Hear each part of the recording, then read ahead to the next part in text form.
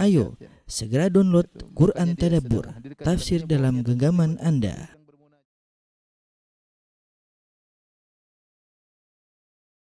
Bismillahirrahmanirrahim. Assalamualaikum warahmatullahi wabarakatuh.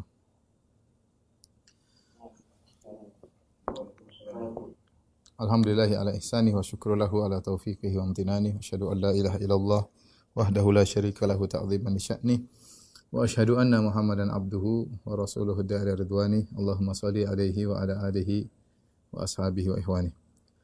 Para ikhwan, para akhwat, teman-teman alumni ITB yang dirahmati oleh Allah Subhanahu wa taala.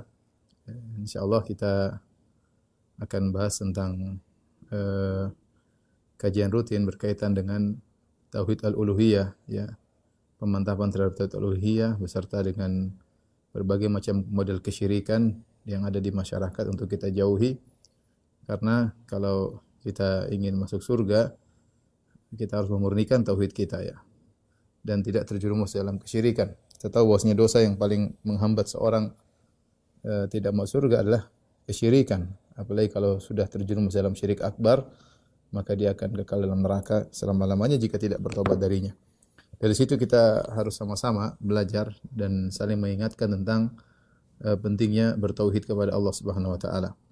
Dan bahasan kita akan fokus kepada tauhid al-uluhiyah, ya. Tauhid al-uluhiyah. Sebagaimana kita ketahui, para ulama untuk mempermudah membahas tentang tauhid, mereka membagi tauhid menjadi tiga: tauhid ar-rububiyah, tauhid al-uluhiyah, dan tauhid al-asma wa sifat. Yang pembagian ini hanyalah sekedar untuk memudahkan metode belajar, ya. Tidak dibagi juga tidak jadi masalah. Yang penting seorang benar dalam bertauhid, ya.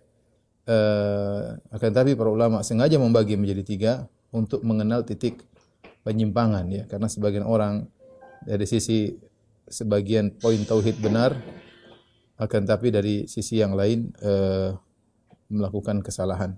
Dari situlah perlu dibagi tauhid agar bisa diketahui mana titik kesalahan untuk diperbaiki. Contoh sekarang di masyarakat, ya,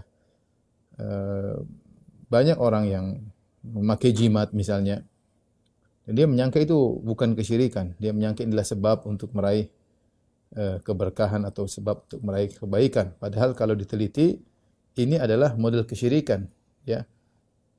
Dia tidak tahu, dia menyangka namanya kesyirikan itu adalah mengakui adanya Tuhan selain Allah atau keluar dari Islam, berganti agama, baru disebut dengan kesyirikan, ya. Selama dia tidak begitu, maka dia bukan musyrik, ya. Contoh lagi, betapa banyak orang pergi ke kuburan kemudian minta-minta ke penghuni kubur, dan mereka menyangka itu bukan kesyirikan. Kata mereka, kami hanya berikhtiar menempuh sebab, bahwasanya orang soleh yang kita datangi di kuburan, mereka hanyalah penyambung antara kami dengan Allah Subhanahu wa taala, dan mereka menyangka itu bukan kesyirikan, ternyata itu merupakan kesyirikan. Tahu juga banyak orang yang misalnya mengadakan penyembelihan untuk selain Allah Subhanahu wa taala, untuk misalnya di pantai selatan untuk Nyi Roro Kidul, atau untuk acara-acara tertentu, ingin bangun rumah kemudian menyembelih ayam hitam misalnya, untuk peresmian perusahaan menyembelih kambing, terkadang harus menyembelih babi di sebagian daerah. Dan saya berapa kali ditanya masalah itu, ya, mengikuti ritual para penyembah arwah, ya. Apakah ini boleh atau tidak? Banyak di antara atau sebagian kaum muslim menyangka itu tidak masalah, ternyata itu adalah kesyirikan. Oleh karenanya diperlukan pembagian ini agar bisa diketahui dengan detail mana titik kesalahan. Dahulu Allah Subhanahu wa taala berfirman tentang orang-orang musyrikin Arab, "Wa ma yu'minu aktsaruhum billahi illa wa hum musyrikun." Tidaklah mereka beriman kepada Allah, tidaklah kebanyakan mereka beriman kepada Allah kecuali mereka musyrik. Perhatikan dalam surat Yusuf, di akhir surat Yusuf, Allah menyatakan suatu kelompok manusia yang mereka beriman kepada Allah tapi mereka musyrik. Wa ma yu'minu aktsaruhum billah, yang artinya tidaklah kebanyakan mereka atau mayoritas mereka beriman kepada Allah illa wa hum musyrikun, kecuali mereka berbuat syirik. Kok bisa digabungkan antara iman dengan syirik? Maka kalau kita kembali kepada penafsiran para sahabat berkata min imanihim, iman mereka yaitu Mereka kalau ditanya siapa yang menciptakan mereka, mereka mengatakan Allah. Kalau ditanya siapa yang menurunkan hujan bagi mereka, mereka mengatakan Allah. Tetapi mereka berbuat kesyirikan, yaitu beribadah kepada berhala-berhala. Ya. Dari sinilah timbul pembagian, metode pembagian.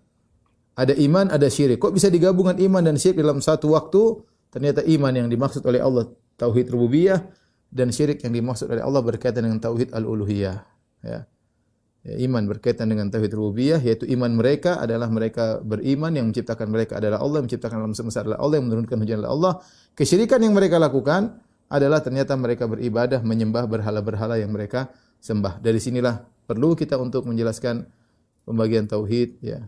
Dan kita akan fokus kepada tauhid uluhiyah agar kita bisa mengenal titik kesalahan, kemudian bisa kita perbaiki. Baik, saya akan jelaskan pembagian tauhid, ya.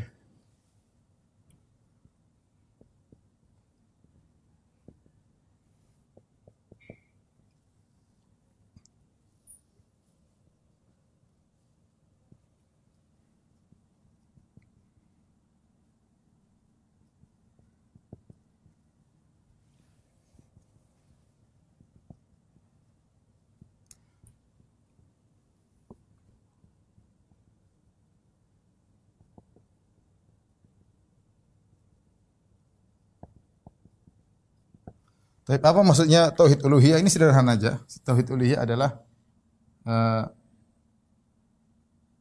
tauhid artinya mengesahkan, ya. Tauhid artinya mengesahkan. Mengesahkan Allah, ya. Nah, tauhid al-uluhiyah artinya mengesahkan Allah dalam hal peribadatan, dalam hal peribadatan. Ini sederhananya. Maksudnya apa? Maksudnya hanya Allah yang berhak disembah, ya, berhak diibadahi atau diserahkan kepadanya ibadah. Ini tauhid al-uluhiyah. Tauhid rububiyah yaitu mengesahkan Allah dalam hal rububiyah. Rububiyah. Rububiyah itu maksudnya apa? Rububiyah maksudnya adalah penciptaan dan pengaturan alam semesta.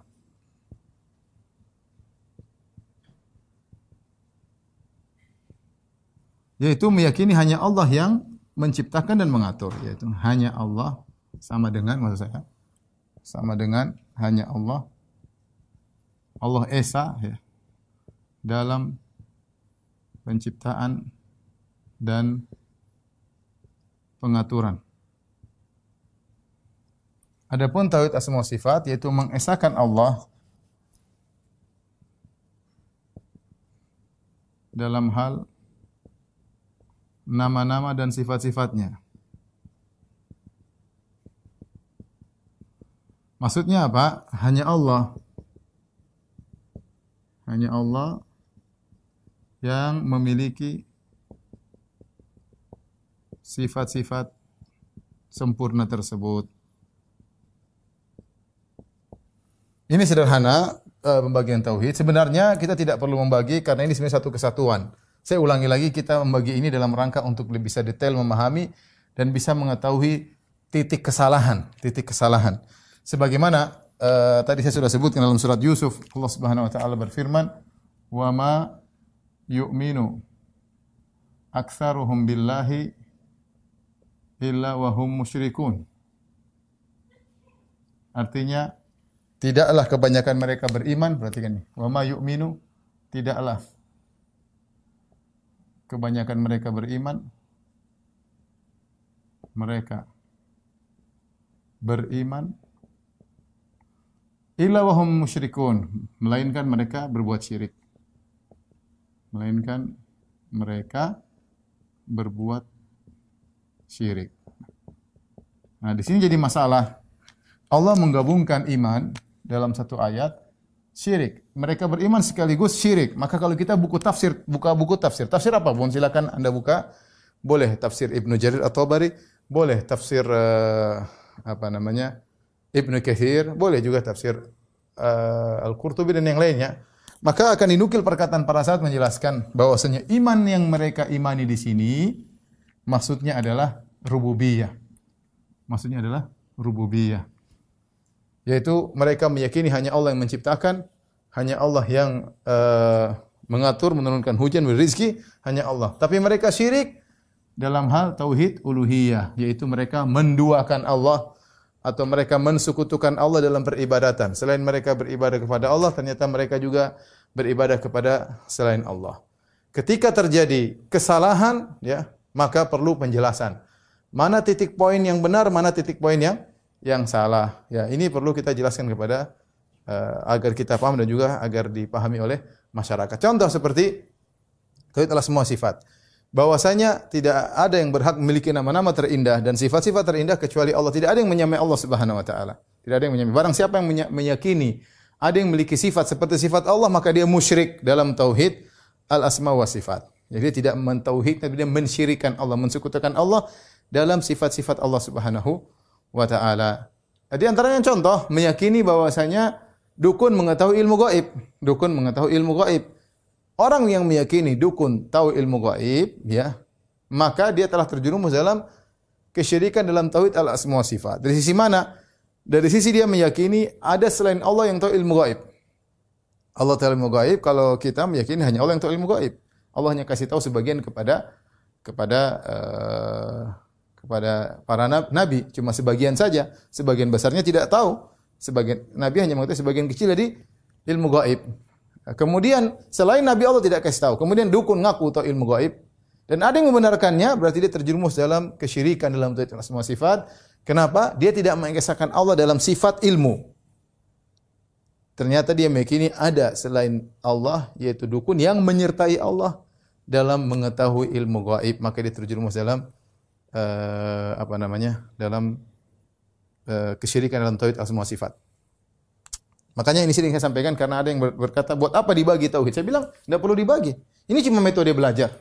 Sama seperti kalau kita belajar bahasa Arab, nggak usah kita bagi kalimat terbagi atas huruf, isim, verbal, kata kerja. Nggak perlu. Kalau Anda sudah tahu bahasa Arab dan Anda tidak salah, ya silahkan. Nggak perlu dibagi-bagi. Kenapa kita perlu bagi? Di zaman Nabi nggak ada pembagian tersebut. Kita perlu bagi agar orang mudah belajar. Ada yang namanya isim, ada yang namanya kata kerja, ada yang namanya huruf. Kalau seandainya seorang tauhidnya benar semua, ya, maka tidak perlu dibagi tauhid. Ya, ini hanya sekedar untuk agar kita tidak salah dan tidak terjerumus dalam kesalahan dan kita mengetahui titik kesalahan. Kalau saya tanya sama antum sekalian, kawan-kawan di alumni ITB, saya tanya, apakah Nabi SAW ada menyembah selain Allah? Jawabannya tidak. Nabi hanya menyembah kepada Allah. Ya, sikap Nabi hanya menyembah Allah kita namakan dengan tauhid uluhiyah. Kita namakan saja. Baik. Apakah Nabi dan para sahabat meyakini ada yang menciptakan alam semesta selain Allah? Jawabannya tentunya tidak. Ya, mereka semua meyakini yang menciptakan alam semesta, mengatur alam semesta hanyalah Allah Subhanahu wa taala. Nah, keyakinan mereka itu, Nabi dan para sahabat tentang yang menciptakan dan mengatur alam semesta hanyalah Allah, kita namakan dengan tauhid rububiyah. Taib. Apakah Nabi dan para sahabat meyakini ada yang tahu ilmu gaib selain Allah? Jawabannya tidak. Apakah ada yang maha pencipta selain Allah? Apakah ada yang maha menyayangi selain Allah? Jawabannya tidak ada. Mereka meyakini Allah esa dalam hal tersebut. Nah, itu kita namakan dengan tauhid al-asma wa sifat. Sehingga konten dari pembagian ini tidak ada yang salah. Nah, sebagian orang mulai mengkritiki pembagian ini. Kita bilang, apa yang antum kritiki? Antum kritiki kontennya di mana yang salah? Oh, pembagiannya, kenapa bagi, terserah nanti bagi berapa. Jawabannya, pembagian ini cuma metode. Anda mau bagi 10, terserah Anda. Mau bagi 12, mau bagi 100, silakan. Yang penting kontennya benar. Ya, kita namanya la musyahata fil istilah, sekedar istilah pembagian. Beda-beda. Ada juga yang bagi tauhid cuma 2, ada yang bagi 3, ada yang bagi 4. Ada. Ya, kita bilang yang penting kontennya benar. Kalau kontennya salah, baru bermasalah.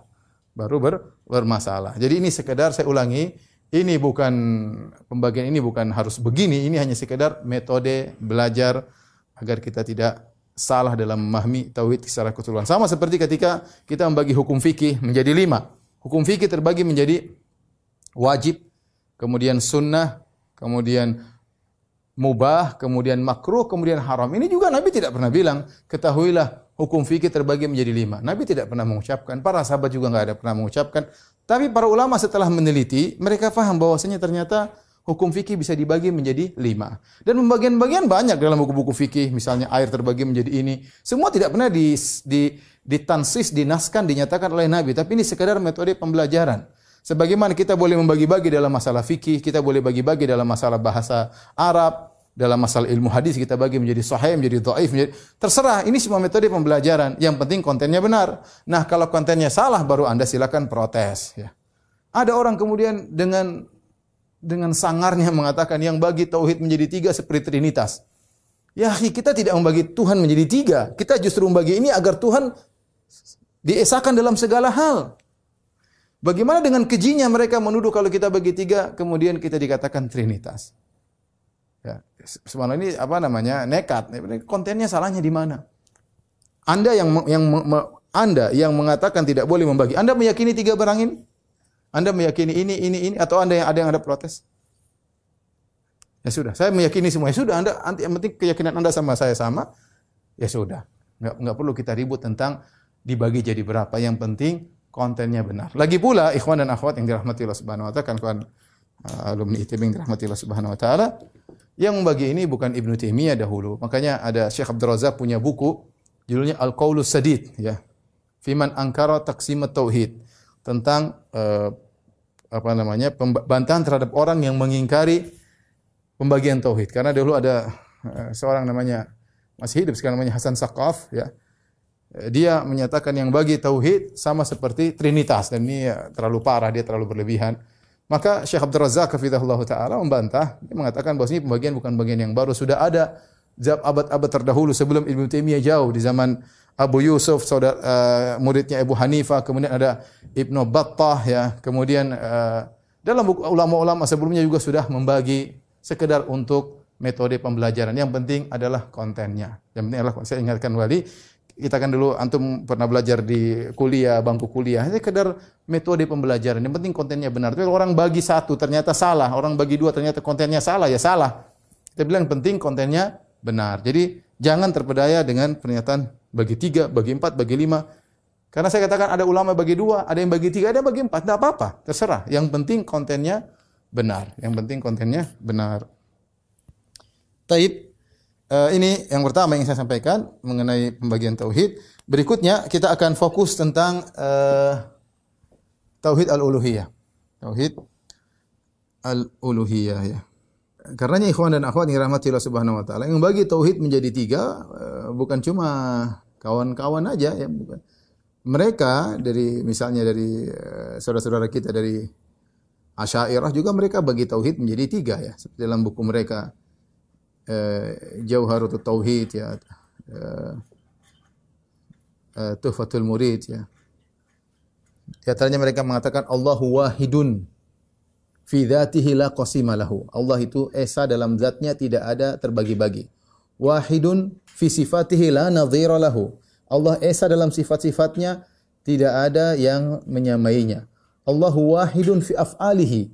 Allah esa dalam perbuatan-perbuatannya, ya, la syarika lahu, tidak ada yang bersekutu dengannya. Dibagi 3 juga.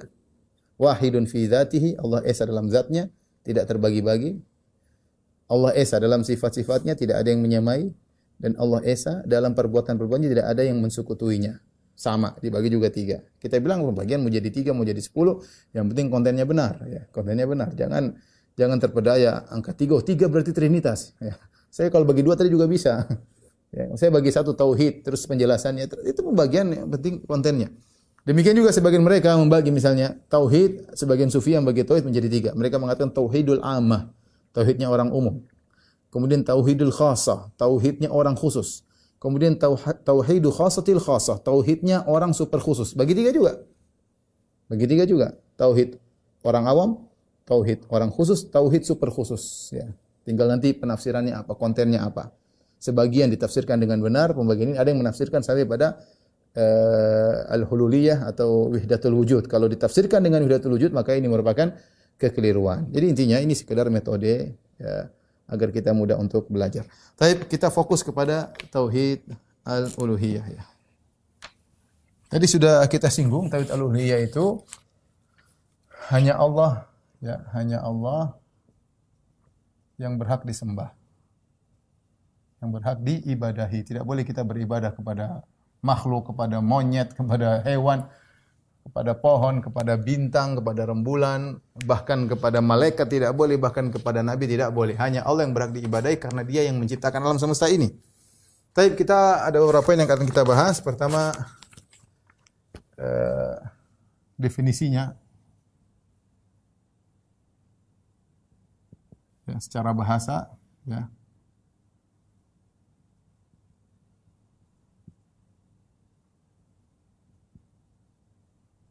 Kemudian secara istilah ya. Adapun secara bahasa dijelaskan oleh para ahli bahasa, di antaranya Al-Jauhari dalam kitabnya Shahah, ya, dia mengatakan al-uluhiyah ya. Al-uluhiyah adalah masdar dari alaha ya'lahu ya, al-uluhiyah. Ini dalam kitabnya As-Shahah ya.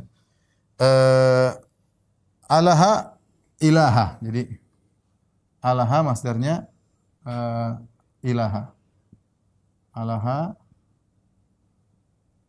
ilaha. Jadi tauhid al-uluhiyah atau tauhid al-ilahiyah sama saja ya. Alaha ilaha. Apa maknanya alaha ilaha? Maknanya adalah abada ibadah. Abada ibadah. Ibadah. Jadi abada ibadah. Dia wazannya fi'al, maknanya kemudian uluhiyah, kemudian Allah. Ya. Dari situ kata Al-Jauhari, kata Allah. Allah itu diambil dari al-ilah. Al-ilah. Kemudian menjadi Allah. Sementara ilah sendiri ya, wazannya fi'al, maknanya al-ma'bud ya, maknanya al-ma'bud,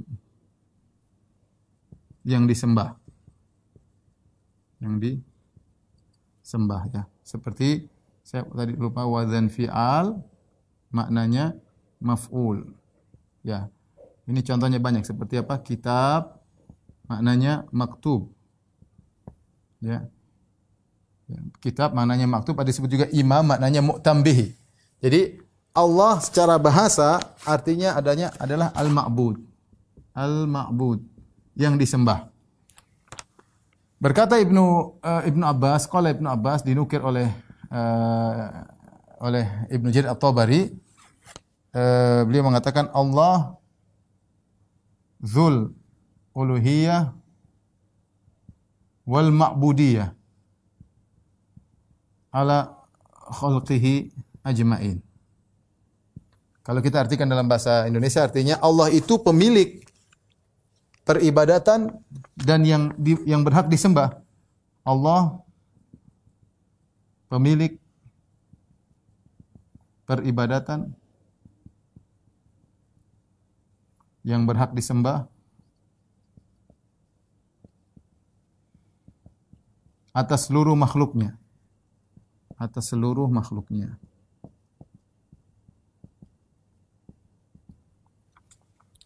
Jadi inilah makna uluhiyah secara bahasa atau al-ilahiyah, maknanya adalah al-ibadah. Makanya dalam satu ayat wa yadharaka wa ilahatak. Kalau kita surah Al-A'raf, kita baca biasanya dalam Quran kita wa yadharaka wa alihatak ya. Musa meninggalkan engkau hai Firaun dan Tuhan-Tuhanmu. Dalam sebagian qiraah Ibnu Abbas membaca wa yadharaka wa ilahatak. Dan Musa meninggalkan engkau dan peribadatan kepada engkau, sehingga ilaha itu maknanya adalah ibadah. Maka secara istilah, tadi sudah kita singgung di awal, secara istilah namanya tauhid uluhiyah, yaitu mengesahkan Allah dalam peribadatan. Itu semua ibadah hanya untuk Allah. Hanya untuk Allah. Ya. Kita selalu dalam salat kita mengatakan iyyaka na'bud. wa iyyaka nasta'in. Iyyaka na'bud itu kalau kita terjemahkan bahasa Indonesia artinya hanya engkau yang kami sembah, yang kami ibadahi, ya. Jadi iyyaka na'bud ini adalah uslub metode dalam bahasa Arab yang memberi faedah pembatasan, yaitu artinya hanya engkau yang kami sembah, bukan kami beribadah kepada engkau. Kalau kami beribadah kepada engkau, harusnya na'buduka. Kami beribadah kepada engkau, yaitu SPO, subjek, predikat, objek. Kami beribadah kepada engkau. Iyaka. Tetapi ketika objeknya dimajukan, iyaka, objek baru subjek, predikat. Ketika objek dimajukan dalam bahasa Arab, maka memberi faedah pembatasan, yaitu hanya kepada engkau. Sehingga makna iyyaka na'bud beda dengan na'buduka. Kalau na'buduka SPO, kami menyembah engkau, bisa berarti kami menyembah yang lainnya.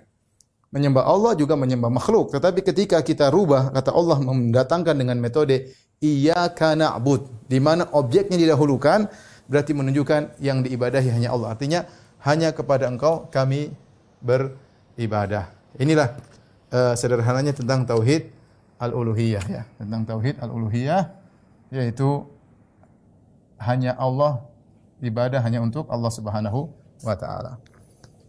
Dari sini apa lawannya? Lawan dari tauhid al-uluhiyah.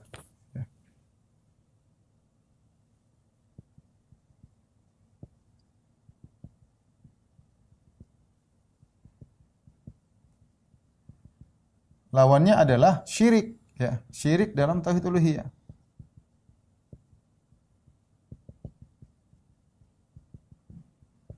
Kapan dikatakan syirik? Kapan dikatakan syirik? Mudah. Ya, setelah kita mengetahui definisinya, jawabannya mudah. Jika ada ibadah diserahkan kepada selain Allah, maka itu syirik.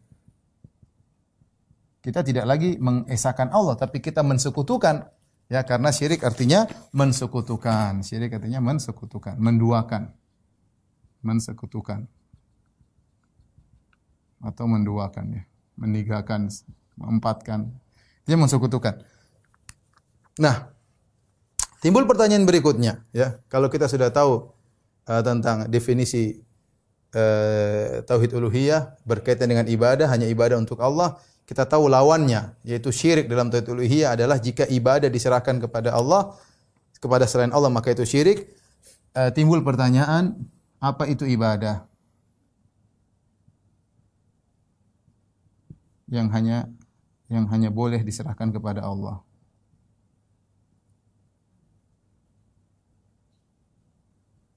Nah, ini banyak, ya. Ini banyak, ibadah itu banyak. Dijelaskan dalam Al-Quran, dalam hadis-hadis Nabi Shallallahu Alaihi Wasallam. Ibadah contohnya doa, ya. Contohnya bernazar, contohnya menyembelih, ya. Ini ibadah. Contohnya berharap, contohnya tawakal, ya, banyak sekali, ya, model-model ibadah yang tidak boleh kita serahkan kecuali hanya kepada Allah. Dari sini kita tahu kalau ada seorang ternyata dia beribadah kepada mayat, ya, kita bilang dia berbuat kesyirikan. Ada seorang datang di depan kuburan Nabi, kemudian minta kepada Nabi, ya Rasulullah, tolonglah aku, ya, ini syirik. Ada orang datang ke kuburan mbahnya, mbah, saya sudah lama menikah, tidak punya anak, mbah, tolong bantu saya. Syirik. Kenapa? Karena itu adalah ibadah, itu adalah doa. Itu adalah doa, ya. Ketika seorang dalam kondisi genting, kemudian dia berkata, ya Abdul Qadir Jailani, aghithni, wahai Abdul Qadir, tolonglah aku, itu syirik. Kenapa? Karena dia berdoa kepada selain Allah Subhanahu wa taala. Semua ibadah kalau diserahkan kepada selain Allah, maka itulah kesyirikan. Tidak boleh diserahkan kepada makhluk manapun. Dari sini kita bisa tahu gambaran sederhana tentang apa itu syirik. Setelah kita tahu makna uluhiyah, makna Allah, makna ibadah, baru kita tahu mana tauhid, mana syirik, ya. Taib. Berikutnya yang kita bahas adalah kedudukan tauhid al-uluhiyah, ya. Atau urgensinya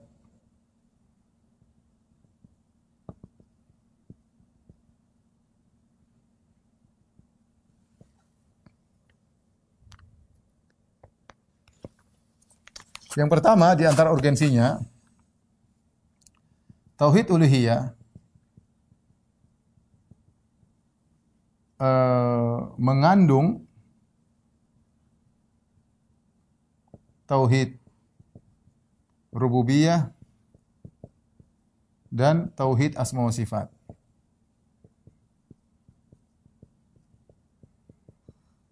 Logikanya bagaimana? Logikanya karena yang berhak disembah, logikanya karena yang berhak disembah, berhak diibadahi adalah yang esa dalam rububiyah dan esa dalam sifat. Esa dalam rububiyah, maka dia yang berhak diibadahi. Karena kita tahu Allah yang menciptakan alam semesta hanya Allah, maka dia yang berhak disembah. Kalau ternyata ada zat lain yang ikut nimbrung bersama Allah ciptakan alam semesta, ya dia juga berhak disembah. Tapi setahu yang kita tahu, Allah Maha Esa dalam rububiyahnya. Rububiyah sudah tadi kita jelaskan, rububiyah itu hanya Allah yang menciptakan, hanya Allah yang menguasai alam semesta, hanya Allah yang mengatur alam semesta. Semua hujan, angin, lautan, cuaca, semua yang ngatur Allah Subhanahu wa taala. Tidak ada yang bersama Allah, ya. Ketika Allah menciptakan alam semesta, Allah sendirian menciptakan langit, bumi, Allah sendirian. Makanya kalau orang sudah beribadah hanya kepada Allah, berarti dia sudah mengakui secara tidak langsung, dia sudah mengakui bahwasanya yang saya sembah ini memang dia esa dalam rububiyah dan esa dalam asma sifat. Asma sifat maksudnya sifat-sifat dia yang maha. Allah maha kuat, tidak ada yang menyamai kekuatan Allah. Allah maha mendengar, tidak ada yang menyamai pendengaran Allah. Allah maha melihat, Allah maha mengetahui, Allah maha bijaksana, Allah maha adil. Tidak ada yang menyamai Allah. Zat yang seperti ini, yang esa dalam rububiyahnya dan esa dalam sifat-sifatnya, dialah yang berhak disembah. Dialah yang berhak disembah. Kalau ternyata ada yang bersama Allah ikut cipta, ya kita juga sembah zat itu. Kalau ternyata ada yang sama kuat seperti Allah, ya dia juga berhak disembah. Ya, sehingga akhirnya kita menyembah dua Tuhan, Tuhan Allah sama Tuhan yang semisal kekuatannya seperti Allah. Tapi ketika Allah esa dalam rububiyah, berarti hanya Allah yang berhak disembah. Ketika Allah esa dalam sifat-sifatnya, tidak ada yang menyamai dia, maka dia yang berhak disembah. Qul huwallahu ahad, Allahus samad, lam yalid wa lam yulad, wa lam yakul lahu kufuwan ahad. Dialah Allah yang Maha Esa, Allahus samad, yang semuanya bergantung kepada dia. Lam yalid wa lam yulad, Allah tidak melahirkan, Allah tidak dilahirkan, wa lam yakul lahu kufuwan ahad. Tidak ada yang serupa dengan dia, oleh karenanya hanya dia yang berhak disembah. Jadi kita tahu tauhid uluhiyah adalah puncak. Orang yang mengakui rububiyah semua sifat, dia harus uluhiyah. Ya. Saya ulangi, tauhid uluhiyah adalah puncak, ya. Kalau kita boleh kita gambarkan hubungannya. Jadi uluhiyah itu kita gambarkan di sini. Tauhid uluhiyah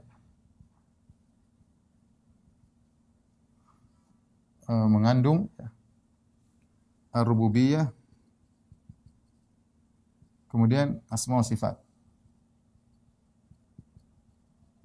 Nah, kalau orang mengakui rububiyah, mengkonsekuensikan harus uluhiyah. Sama, orang mengakui tauhid asma wa sifat, mengkonsekuensikan dia harus tauhid uluhiyah. Ya. Jadi kita hubungan antara ketiga tauhid, ini sederhana insyaallah, hubungan antara tiga tauhid tersebut yang mengakui rububiyah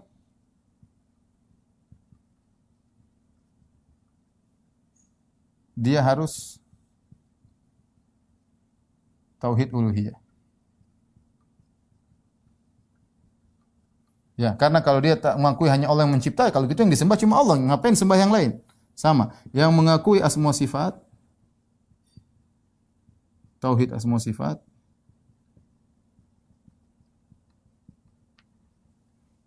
dia harus bertauhid uluhiyah. Kalau dia tahu hanya Allah yang memiliki sifat-sifat yang maha, maka itulah yang berhak disembah, yang lain tidak boleh, ya. Kalau dia tauhid uluhiyah, dia bertauhid uluhiyah, sudah mesti dia bertauhid rububiyah dan asma wa sifat.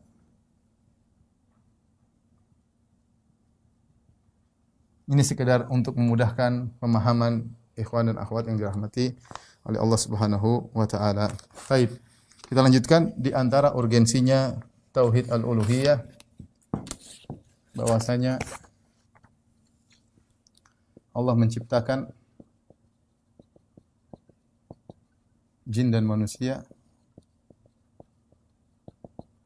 untuk tauhid uluhiyah. Allah berfirman dalam Al-Qur'an, ya, "Wa ma khalaqtul jinna wal insa illa liya'budun." Liya'buduni. Ya, artinya tidaklah aku ciptakan, tidak aku ciptakan jin dan manusia kecuali untuk beribadah kepadaku.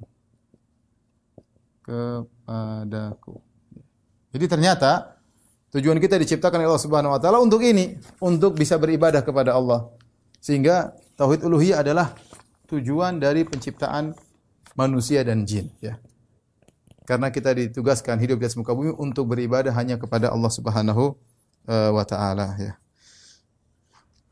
Dari situ di antara urgensinya kitab tauhid uluhiyah, intisari dakwah para nabi adalah tauhid uluhiyah. Apakah para nabi tidak membahas tauhid rububiyah? Ya, mereka bahas juga, tetapi intisari mereka adalah tauhid uluhiyah. Kenapa? Karena kebanyakan umat mereka mengakui adanya Allah, seperti kaum Nabi Saleh, kaum Nabi Nuh, kaum Nabi Hud, ya, kaum Nabi Ibrahim. Cuma saja mereka beribadah kepada selain Allah Subhanahu wa taala. Makanya Allah berfirman dalam Al-Qur'an, "Wa laqad ba'atsna fi kulli ummatin rasulan." Wa laqad ba'atsna fi kulli ummatin rasulan. Ani ibudullah wajtanibut taghut. Kata Allah, sungguh kami telah utus pada setiap umat seorang rasul yang mereka semuanya menyeru, sembahlah Allah semata dan tinggalkanlah sesembahan-sembahan selain Allah. Taghut artinya sembahan-sembahan selain Allah. Ya. Kemudian juga secara terperinci seperti walaqad arsalna nuhan ila qaumihi faqala ya qaumi ibudullaha ma lakum min ilahin ghairuh. Sungguh kami telah mengutus Nuh kepada kaumnya dan Nuh berkata tauhid uluhiyah. Ubudullah wahai kaumku, sembahlah Allah semata, malakum min ilahin ghairuh. Tidak ada sembahan selain Allah Subhanahu wa taala. Jangan sembah yang lain, cuma Allah yang disembah. Wa ila adin akhahum huda, kepada kaum Ad, saudara mereka kami utus namanya Nabi Hud. Wa ila adin akhahum huda, qala ya qaumi ibudullaha malakum min ilahin ghairuh. Wahai kaumku, sembah Allah saja, tidak ada sembahan selain Allah. Sama, tauhid uluhiyah. Wa ila thamuda akhahum Salihah, kepada kaum Samud kami utus saudara mereka Saleh. Qala ya qaumi ibudullaha ma lakum min ilahin ghairuh. Dia berkata, ya kaumku, sembahlah Allah saja, tidak boleh kalian menyembah selain Allah Subhanahu wa taala. Ya. Sampai kaumnya berkata, lina'budallaha wa nada'u wa natruku ma ya'budu abauna, ya. Apa kami hanya saja menyembah Allah dan meninggalkan selain sembahan selain Allah Subhanahu wa taala? Intinya, ikhwan, di antara urgensinya tauhid uluhiyah adalah seluruh dakwah para anbiya fokusnya ke sini, Kemudian di antara urgensinya, awal wajibin alal mukallaf adalah tauhid uluhiyah, itu perkara yang pertama yang wajib bagi mukallaf itu maksudnya kita manusia yang dibebani syariat, namanya mukallaf, adalah tauhid uluhiyah. Ya. Yaitu orang kalau masuk Islam, maksudnya kalau masuk Islam mengucapkan syahadatain, ya. Kalau masuk Islam Islam cukup syahadatain. Syahadatain apa? Asyhadu an la ilaha illallah wa asyhadu anna Muhammadar Rasulullah. Aku bersaksi bahwasanya tidak ada sembahan yang berhak disembah kecuali Allah, dan aku bersaksi bahwasanya Muhammad adalah utusan Allah Subhanahu wa taala.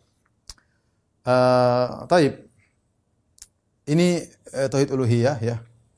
Dan saya ingatkan kembali sebelum saya lanjutkan, kebanyakan penyimpangan terjadi di masyarakat gara-gara mereka tidak mengerti apa itu ibadah ya.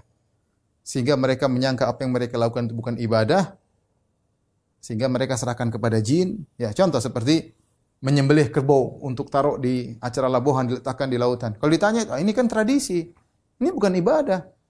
Padahal nyembelih itu ibadah.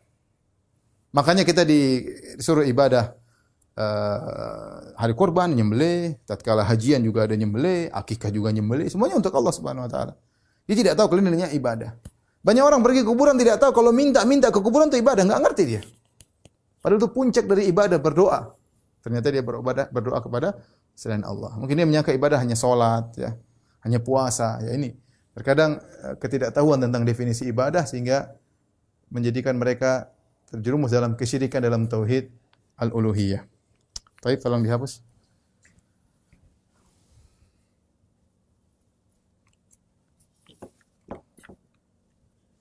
Kita masih ada dua pembahasan. Pembahasan pertama tentang bagaimana pendalilan Al-Quran dalam menetapkan tauhid uluhiyah. Kemudian terakhir kita akan bahas tentang bagaimana sebagian kelompok yang tidak begitu perhatian terhadap tauhid uluhiyah.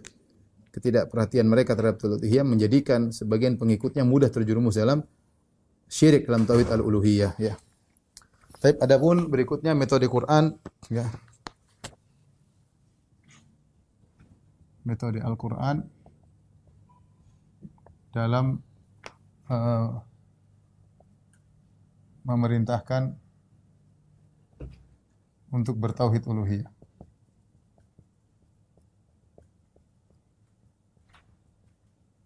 Di antaranya kita sebutkan 3, yaitu Al-Quran berdalil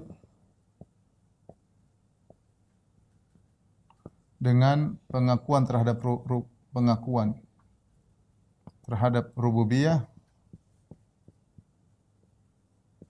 untuk bertauhid uluhiyah.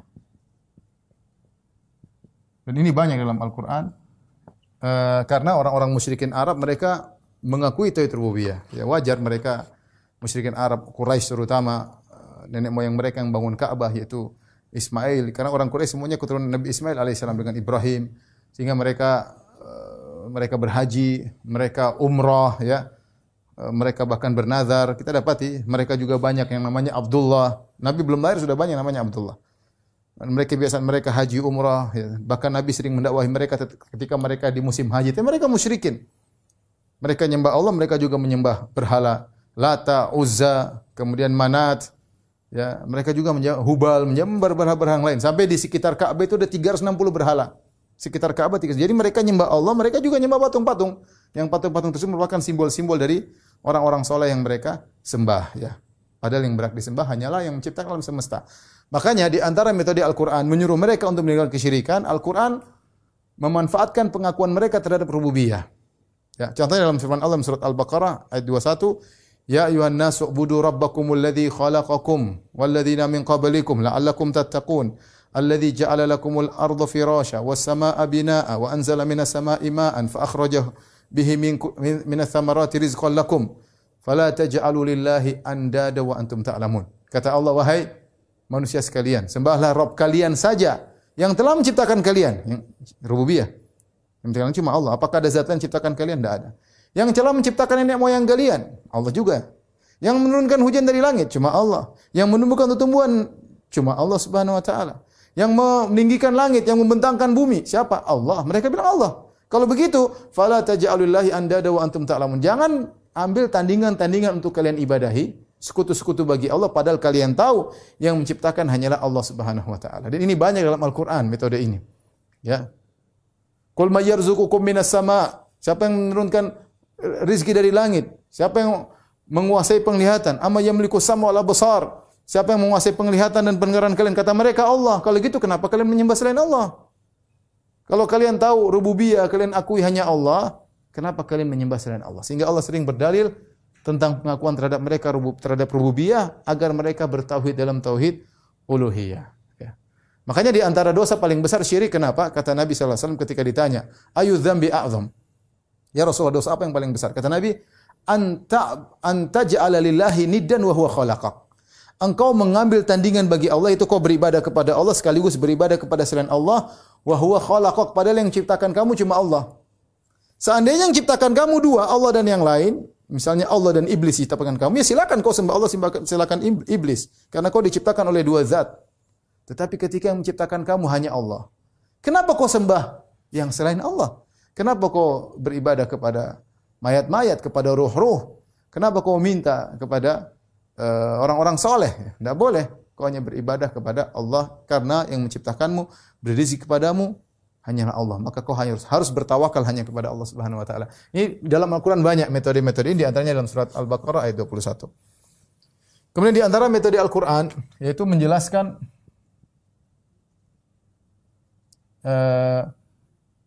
keburukan atau ketidakmampuan sesembahan-sembahan selain Allah. Ini juga banyak dalam Al-Qur'an, ya. Tabarakalladzi nazzala al-furqana ala abdihi liyakuna lil alamin nadhira alladzi lahu mulku samawati wal ardi wa lam yattakhidh waladan wa lam yakul lahu sharikun fil mulk wa khalaqa kulla shay'in faqaddarahu taqdira wattakhadhu min dunillahi alihatan la yamlikuna syai'an la yakhluquna syai'an. Mereka menjadikan tuhan-tuhan selain Allah yang tidak menciptakan apa, ya. Tidak memberi mudarat, tidak memberi manfaat, ya. Disembah-sembahan selain Allah, tidak berhak untuk disembah. Sementara Allah menciptakan alam semesta. Jadi Allah menjelaskan tentang sesembahan-sembahan yang tidak memiliki kemampuan. Seperti Nabi Ibrahim berkata kepada ayahnya, "Ya abati lima ta'budu ma la yasma'u wa la yubsiru wa la yughni anka syai'a." Wahai ayahanda, kenapa kau menyembah berhala yang tidak bisa mendengar, tidak bisa melihat, tidak bisa bicara sama kamu, tidak bisa nolong kamu sama sekali? Ngapain disembah? Ngapain disembah? Ini contoh. Seperti juga firman Allah Subhanahu wa taala, "Qul lidu alladzina za'amtum min dunihi fala yamlikuna kashfa dhurri ankum wala tahwila." Katakanlah yang kalian sembah selain Allah tidak bisa mengangkat kemudaratan dari kalian, tidak bisa merubah kondisi kalian. Ya. Qul lidu alladzina za'amtum min dunillahi la yamlikuna mithqala dzarratin fil ardi wala fis sama'. Wa ma lahum fihima min syirkin wa ma lahum minhum min dhahir wa la tanfa'u syafa'atu 'indahu illa man adzina lah. Kata Allah, katakanlah, ya, serulah sembahan-sembahan yang kalian sembah selain Allah. Apakah mereka memiliki suatu di alam semesta ini? Apakah mereka pernah menciptakan lalat? Apakah mereka pernah menciptakan bibijian? Apakah mereka pernah menciptakan tumbuhan? Tidak ada yang kalian sembah itu, tidak ada yang pernah menciptakan. Kalian sembah siapa saja. Mau Nabi Isa, mau Nabi Muhammad SAW, mau malaikat, ya. Tidak ada yang pernah menciptakan satu biji pun di alam semesta ini. Yang ciptakan Allah Subhanahu wa taala. Wa ma lahum fihima min syirkin, dan mereka tidak pernah ikut serta bersama Allah dalam mengatur langit dan bumi, dalam menciptakan langit dan bumi. Tidak pernah mereka punya jasa dalam menciptakan langit dan bumi atau mengatur alam semesta, tidak ada. Wa ma lahu minhum min dhahir, dan Allah tidak pernah minta bantuan dari mereka sama sekali. Ya, Allah bantah mereka. Jadi sembahan-sembahan kalian tidak bisa membantu sama sekali. Bahkan kata Allah Subhanahu wa taala, "Ya ayyuhan nasu duriba mathalun fastami'u lahu. Innal ladzina tad'una min dunillahi la yamlikun la yakhluqu dzubaban wa la yajtama'u lahu." Wahai manusia sekalian, dibuat perumpamaan kepada kalian, sungguhnya yang kalian sembah selain Allah itu tidak mampu menciptakan seekor lalat, hewan yang hina. Mereka bersatu padu ngumpul, tidak bisa ciptakan seekor lalat. Itu saya yang ciptakan, kata Allah Subhanahu wa taala. Ya. Walladzina tad'una min dunihi ma yamlikuna min qitmir. In tad'uuhum la yasma'u du'aahum. In tad'uuhum la yasma'u du'aakum walau sami'u mastajabu lakum. Wa yaumal qiyamati yakfuruna bi syirkikum wa la yunabbi'uka mithlu khabir. Kata Allah, yang kalian sembah itu tidak memiliki qitmir. Qitmir itu apa? Kulit ari yang ada pada biji korma. Kalau kita makan korma ada bijinya, ada kulit arinya. Itu yang ciptakan Allah. Mereka tidak bisa ciptakan ini, kata Allah Subhanahu wa taala. Ya. Dan mereka tidak akan mendengar doa kalian. Tidak akan dengar. Kalau mereka pun dengar, mereka tidak akan bisa jawab doa kalian. Dan pada hari kiamat mereka akan berlepas diri dari ibadah yang kalian lakukan. Ini contoh di antara Allah menjelaskan tentang keburukan atau ketidakmampuan yang disembahi. Bagaimana kita menyembah makhluk semisal kita, ya. Maka bertauhid dalam tauhid uluhiyah, ya. Yang terakhir Allah ingatkan, ya, kepada kaum musyrikin Arab bahwa mereka dalam kondisi genting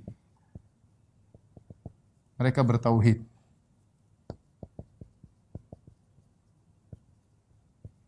Ini banyak dalam ayat. Contohnya firman Allah Subhanahu wa taala, "Wa idza rakibu fil fulki da'allaha mukhlishina lahuddin." Ketika mereka sedang berlabuh di tengah lautan, ombak sangat besar, mereka ikhlas berdoa hanya kepada Allah Subhanahu wa taala. Mereka hanya beribadah kepada Allah Subhanahu wa taala. Nah, oleh karenanya di zaman kakeknya Nabi Muhammad SAW ketika Raja Abraha datang ingin menghancurkan kota Makkah, mana mereka meninggalkan sembahan-sembahan mereka semua, mereka ke Ka'bah berdoa kepada Allah Subhanahu wa taala ketika itu. Dalam kondisi genting, mereka bertauhid. Falamma najjahum ilal barri idza hum yusyrikun. Tatkala diselamatkan ke daratan, tiba-tiba syirik kembali. Maka Allah ingatkan, kalian kan pernah bertauhid. Maka lakukanlah tauhid tersebut dalam kondisi genting maupun dalam kondisi lapang. Jangan dalam kondisi lapang malah minta-minta kepada berhala-berhala yang lain. Ini di antara metode Al-Qur'an dalam memerintahkan tauhid. Terakhir kita ingin menyinggung, ya, di antara sebab, ya, sebab tersebarnya kesyirikan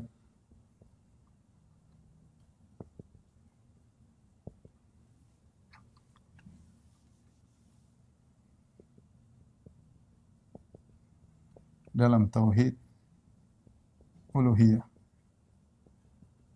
Di antara sebabnya yaitu salah dalam mendefinisikan makna Allah atau al-ilah. Al-ilah. Ya.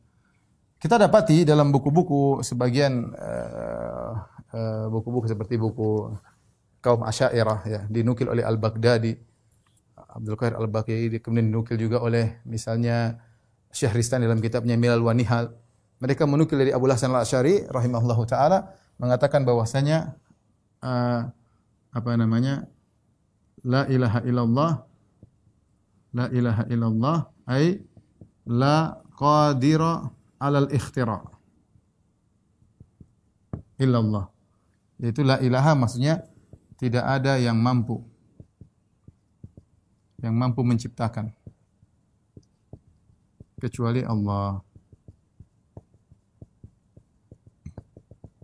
Definisi ini definisi yang kurang. Ini definisi yang kurang. Tidak yang kurang. Karena hanya terbatas pada rububiyah. Pada rububiyah. Kita sudah singgung tadi makna ilah, ya, makna al-ilah, ya. Dalam kamus-kamus dulu semuanya diartikan dengan ma'bud, ya. Al-ma'bud, yang disembah. Yang disembah, bukan yang menciptakan. Al-ilah itu maksudnya yang disembah, ya. Tidak ada yang disembah kecuali Allah. Yang disembah.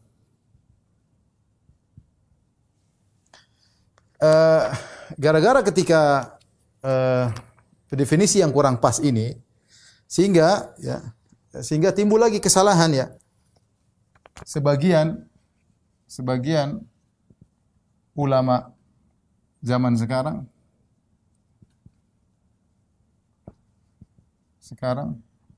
menyatakan, dan ini saya sangat menyedihkan, ya, menyatakan selama masih meyakini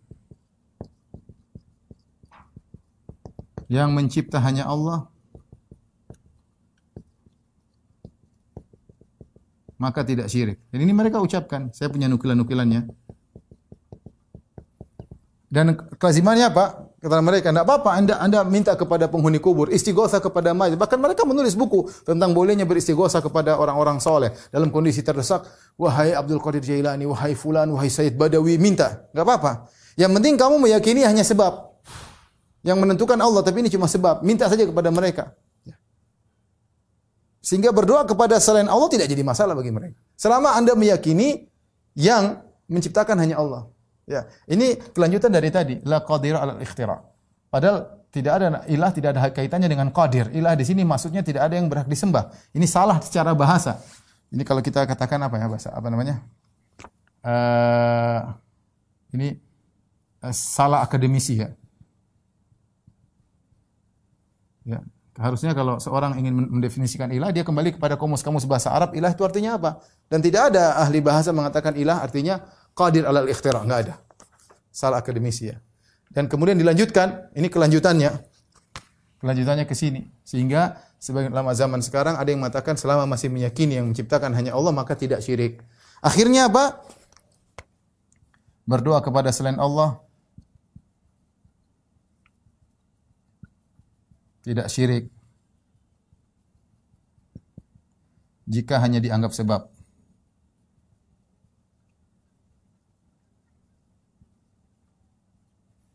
Pakai jimat tidak syirik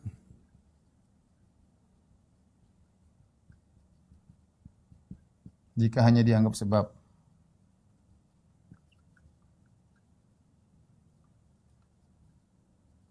Sebagian orang pergi ke dukun tidak syirik.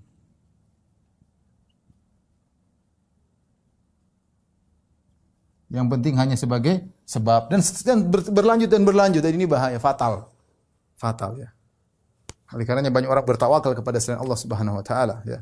Padahal larangan-larangan sudah ada. Menyembelih kepada selain Allah enggak apa-apa, yang penting tidak syirik. Kemudian di antara sebab sebenarnya dalam tauhid uluhiyah ya, mereka tidak kembali kepada penjelasan ulama-ulama salaf atau ulama-ulama Asy'ariyah terdahulu ya.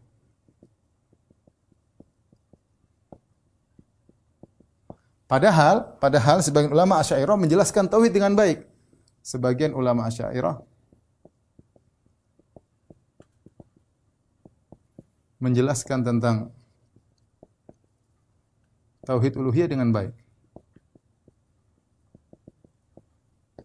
Dengan baik ya. Di antaranya seperti Al-Baqilani ya. Dia menjelaskan tentang tauhid, berdoa kepada selain Allah tidak boleh. Dia menjelaskan doa kepada selain Allah syirik ya, doa kepada selain Allah syirik.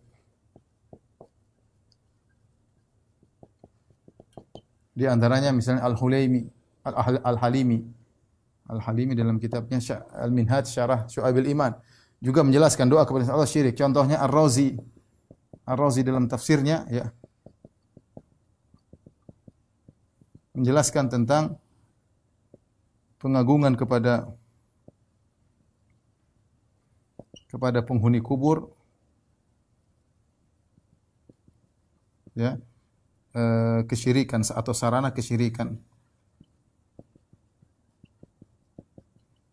Ya, sarana kesyirikan. Seandainya mereka kembali kepada pembahasan para ulama terdahulu yang berkaitan dengan tauhid uluhiyah, tentu mereka akan mendapatkan jawabannya. Tapi kenyataannya sekarang, saya dulu aja cerita tentang saya ketika saya masih SMP atau SMA, saya tidak ngerti apa itu syirik. Saya tidak ngerti. Menurut saya namanya syirik itu kalau keluar pindah agama itu baru syirik. Atau meyakini Tuhan tidak ada, atau meyakini ada dua Tuhan, itu baru syirik. Adapun terbetik dalam benak, kalau misalnya perikuburan tak ada kuburan syirik, enggak ada yang pernah jelaskan. Sehingga namanya la ilaha illallah itu tidak ada Tuhan selain Allah, tidak ada pencipta selain Allah. Itu yang sering kita pahami. Apa itu la ilaha illallah?